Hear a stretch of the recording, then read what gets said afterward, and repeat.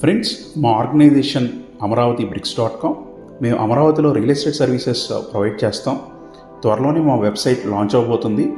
మీరు మా వెబ్సైట్ ద్వారా అమరావతిలో అలాగే అమరావతి పక్కన అమ్మకానికి ఉన్న ల్యాండ్స్ కానీ ప్లాట్స్ కానీ చూడొచ్చు. అలాగే వాటి ప్రైసెస్ కూడా తెలుసుకోవచ్చు. ఫ్రెండ్స్, మనకి అమరావతికి సెంట్రల్ గవర్నమెంట్ బడ్జెట్లో ఏమేమి అనౌన్స్ చేశారనే దాని మీద రకరకాల న్యూస్ వస్తున్నాయి. సో మేము వాటిని అన్నిటినీ కలిపి ఈ వీడియోలో ఎక్స్ప్లెయిన్ చేశాము. అమరావతి సిటీ గురించి, అలాగే అక్కడ జరుగుతున్న డెవలప్మెంట్స్ గురించి, అక్కడ ఉన్న ల్యాండ్ ప్రైసెస్ గురించి కంటిన్యూస్గా వీడియోస్ చేస్తున్నాము.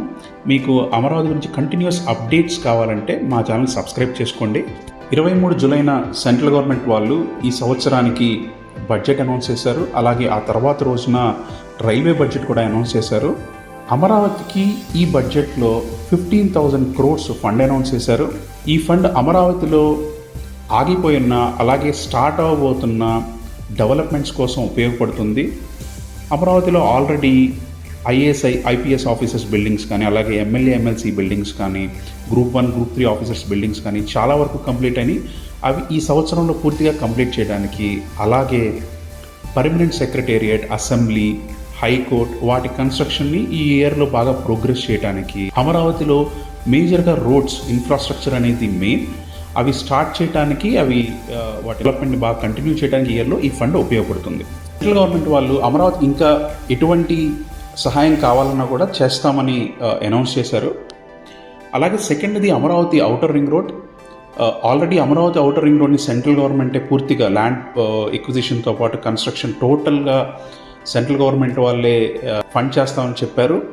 కానీ బడ్జెట్లో దానికి సపరేట్గా ఏమీ అలాకేట్ చేయలేదు. ఆ budget national highway authority of India వాళ్ళ బడ్జెట్లో ఇంక్లూడ్ అవుతుంది.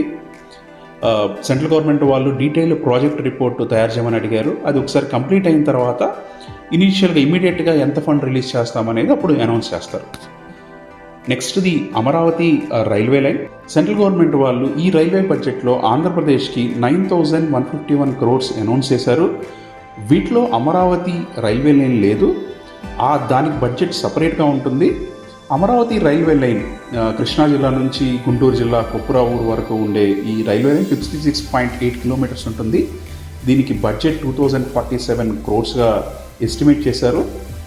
వాళ్ళు ఏం చెప్పారంటే, స్టేట్ గవర్నమెంట్ ల్యాండ్ పూల్ చేసి వాళ్ళకి ఇచ్చిన వెంటనే ఈ రైల్వే లైన్ కన్స్ట్రక్షన్ అనేది స్టార్ట్ చేస్తామని చెప్పారు.